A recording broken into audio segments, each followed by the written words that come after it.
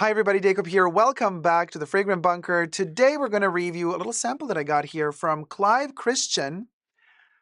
And tis the Jump and Kiss Me Hedonistic Addictive Arts. There you go. That's the one.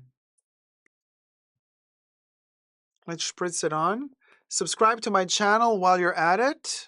Push the join button next to the subscription button. It's not spraying. Oh my God. Okay, it's sprayed. Push the join button next to the subscription button. Become member today. Gain access to extra perks. You can also join me on Patreon, superdacob, all spelled together there as well for extra perks. This video is being filmed live in front of a live virtual audience. I live stream several times a week on my main channel. Come join the fun. Come join the chats. You guys, very interesting because there's like listed as two different hedonistic Clive Christian versions, but this is the one from 2021. So, Jump and Kiss Me Hedonistic 2021 for women and men. So it's a unisex. Perfumer is Julie Pluchet or Pluchet or Pluchet. And interesting. I've reviewed another Clive Christian perfume, so go check out that video if you want like all the details on the history of Clive Christian, because I really kind of go into detail there and in depth. But so anyway, it's an oriental woody fragrance, they say, on the Clive Christian website for men and women. And top notes: black cherry, violet leaf, bergamot, mandarin orange, mate, clary sage, neroli, grapefruit and lemon. Then we got mid notes: tobacco, orris root, jasmine, papyrus. Base notes: tonka bean, amber, vanilla, leather, cashmere wood, cashmere wood, sandalwood, musk, labdanum, patchouli, vetiver, moss. I mean, y'all, is there anything we could have gone quicker if we just said which ingredients are, which accords are not in the perfume? And so they say that in 2021, Clive Christian brings back to the market two perfumes in 50 ml bottles. One is Jump and Kiss Me Ecstatic, which is the one that we reviewed already, and then Jump and Kiss Me Hedonistic or Hedonistic. The perfumes were originally launched in 2017 as limited editions. The brand considers these two perfumes to be truly cult, inspired by William Shakespeare's Summer Night's Dream, a story of ecstatic enjoyment and hedonistic reckless abandonment. Artist Nikolai Koshelev painted illustrations of imaginary landscapes that accompany this perfume pair. Jump Up and Kiss Me Hedonistic is marketed as a smoldering aphrodisiac with a perfume concentration of 25% and available in 50 ml bottles.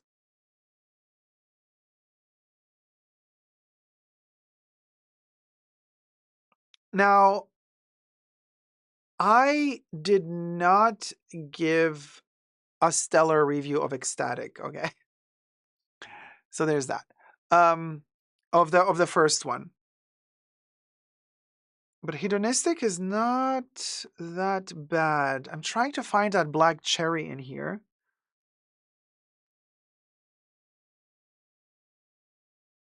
Yeah, the cherry is an almondy accord.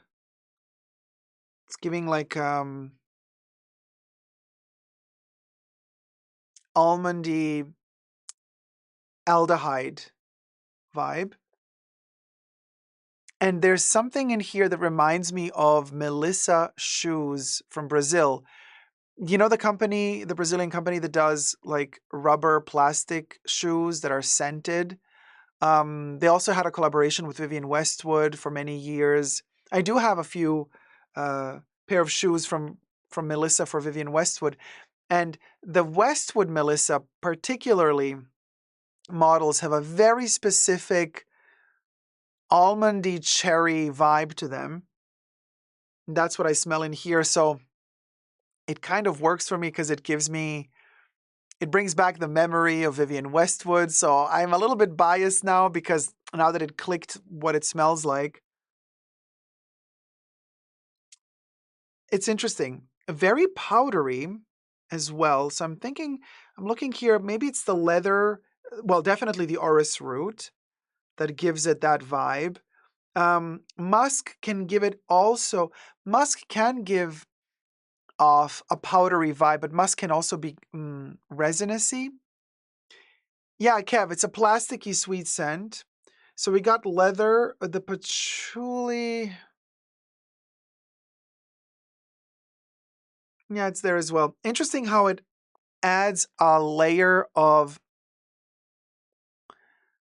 aftershave vibe, like barbershop aftershave vibe, hiding inside of this very thickly woven tapestry of decadence and a lot of historical references. I mean, if they're referencing Shakespeare, then they're also going to be referencing people wearing, the rich people wearing opulent clothes, fur, ermellino, IYKYK, a lot, layers, texture, and very much the bravado going on, the and the exaggerated speech using certain words rather than others, showing off that you have a certain education, showing off that you can afford certain things, but it's all kind of just show, you know.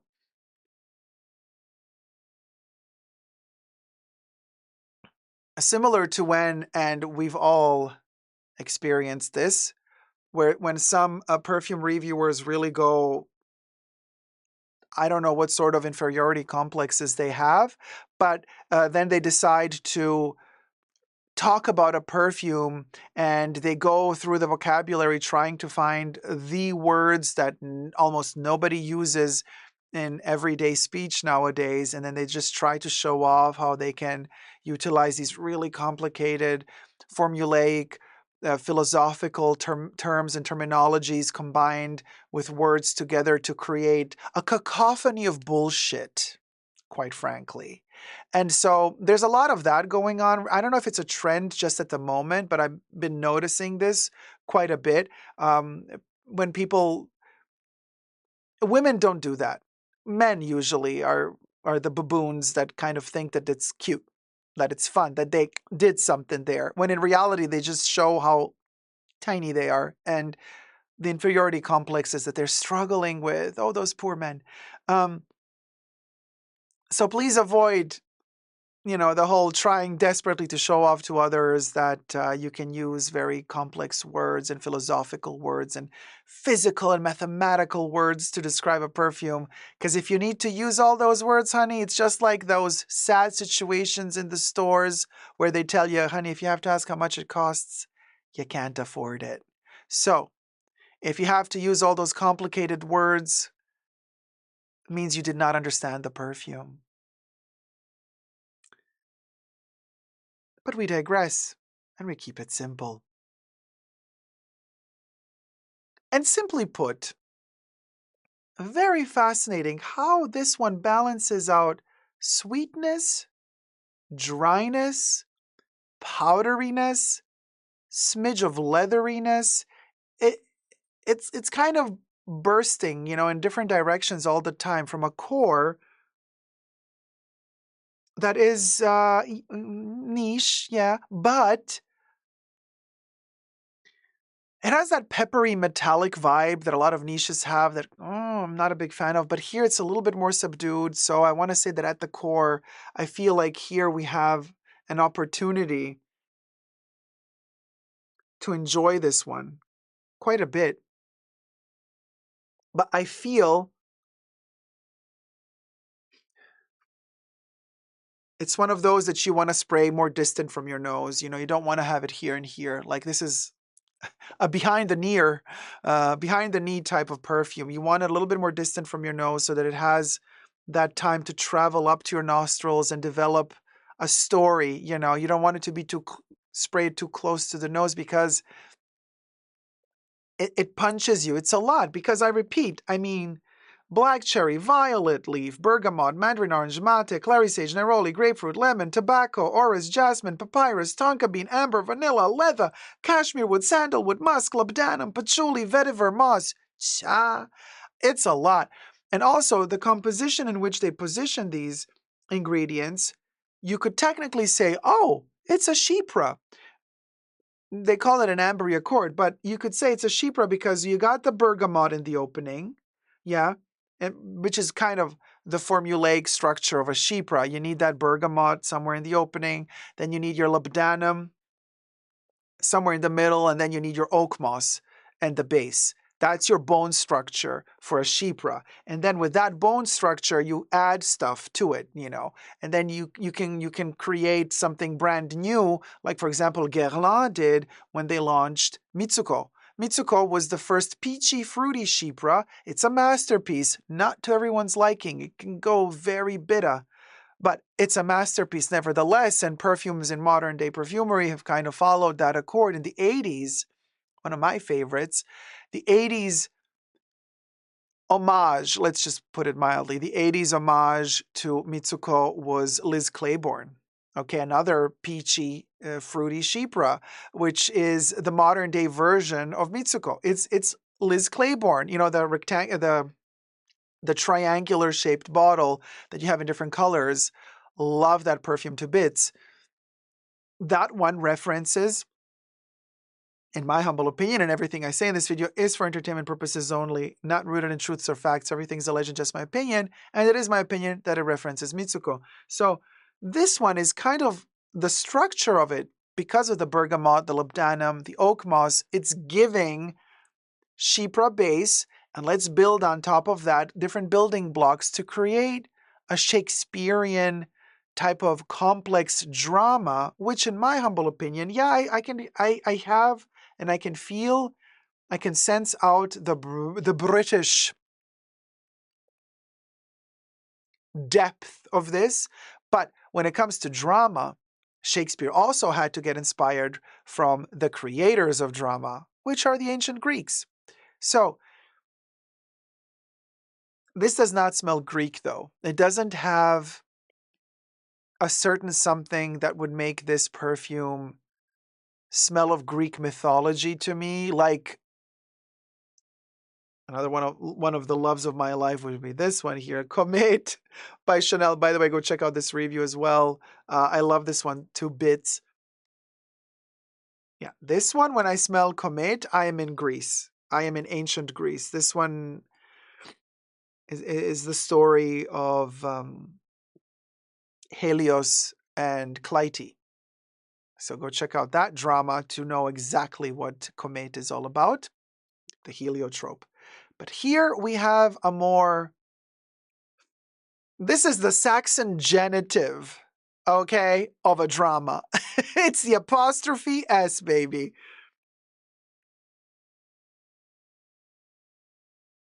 And now as it's drying down, it becomes more mushy and your generic, everything stuffed in one container, niche smell. Pardon me.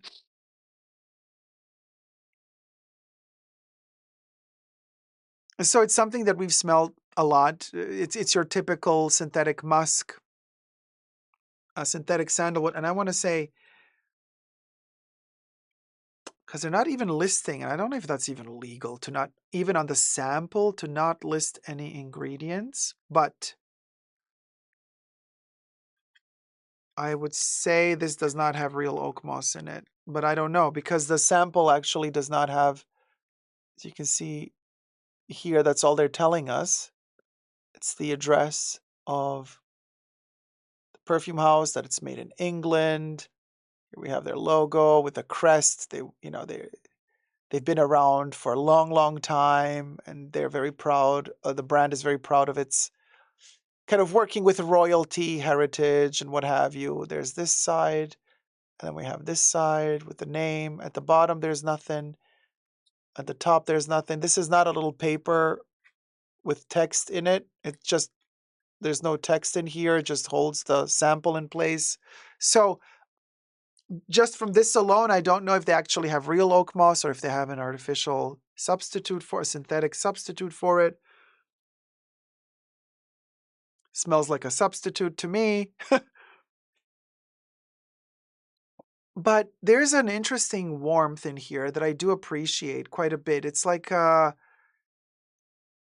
like a embery glow somewhere in this perfume. There's a lot of cold surrounding it, but there's an embery glow in the center of it, and then it's surrounded by orris root, making it very dry and powdery, while the musks at the center are kind of alive.